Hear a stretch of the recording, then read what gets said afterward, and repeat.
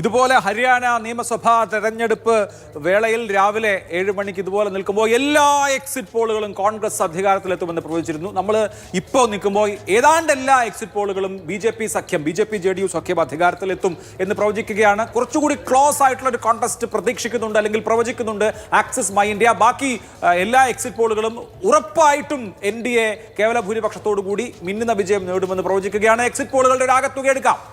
അഭിലാഷ്, തീർച്ചയായും ഒരുപക്ഷെ എക്സിറ്റ് പോളുകളുടെ ഫലത്തിനാകെ ഇനിയൊരു കേവലം 1 മണിക്കൂറിന്റെ മാത്രം ആയുസാണ് ബാക്കിയുള്ളത്. പക്ഷേ എങ്കിൽ പോലും ഈ എക്സിറ്റ് പോളുകളുടെ ആകെ തുകയിൽ ആക്സിസ് മൈ ഇന്ത്യ പ്രവചിച്ചത് ഒരുപക്ഷെ ഒരു ഫോട്ടോ ഫിനിഷിലേക്ക്, നെക്ക് ടു നെക്ക് ഫൈറ്റിലേക്ക് സാധ്യത ഉണ്ട് എന്നതാണ്.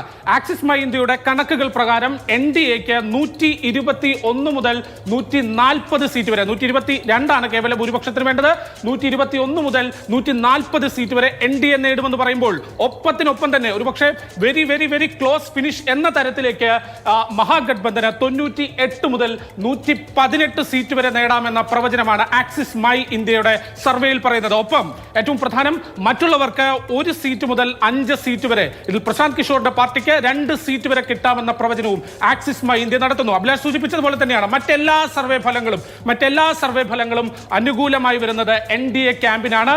അതിൽ ഏറ്റവും ഒരു സാമ്പിൾ എടുത്ത് പരിശോധിച്ചാൽ ടുഡേസ് ചാണക്യയുടെ സർവേ ആണ്.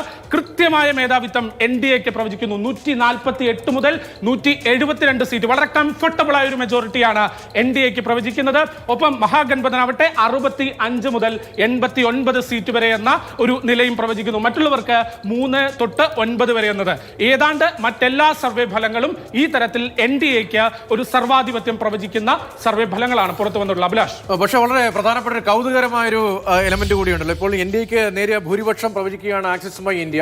അതേസമയം BJP വളരെ പിന്നിലേക്ക് പോകും, BJPക്ക് വലിയ പരിക്ക് പറ്റും ബീഹാറിൽ എന്നൊരു സൂചന കൂടിയുണ്ടല്ലോ ആക്സിസ് മൈ ഇന്ത്യയുടെ സർവ. അതിനോടുള്ള അവരുടെ പ്രതികരണം ഏതരത്തിലാണ്, എന്ത് ഫാക്ടറുകൾ ചൂണ്ടിക്കാണിച്ചുകൊണ്ടാണ് അങ്ങനെ ഇപ്പോൾ BJP പിന്നാക്കം പോകും എന്നൊരു പ്രഡിക്ഷനിലേക്ക് എത്തിയത്? അശ്വത്, ആക്സിസ് മൈ ഇന്ത്യയുടെ സർവേ ഫലങ്ങളിൽ കൃത്യമായി പറയുന്നത് തേജസ്വി ഫാക്ടർ, ഒരുപക്ഷെ തേജസ്വി ഫാക്ടർ കൃത്യമായി വർക്ക് ചെയ്തിട്ടുണ്ട് എന്ന തലത്തിൽ തന്നെയാണ് ആക്സിസ് മൈ ഇന്ത്യയുടെ സർവേ ഫലങ്ങളിൽ വിശദീകരണമായി പറയുന്നത്. അവിടെ ഈ NDA ക്യാമ്പിൽ പ്രധാനമായും BJPക്ക് ഒരു ക്ഷീണമുണ്ടാവും എന്ന തലത്തിലാണ് ആ പ്രവചനങ്ങൾ പറയുന്നത്. പക്ഷേ നേരത്തെ സൂചിപ്പിച്ചതുപോലെ തന്നെയാണ് ഇതൊക്കെ കേവലം 1 മണിക്കൂറിന്റെ മാത്രം ആയുസ് മാത്രമാണുള്ളത്.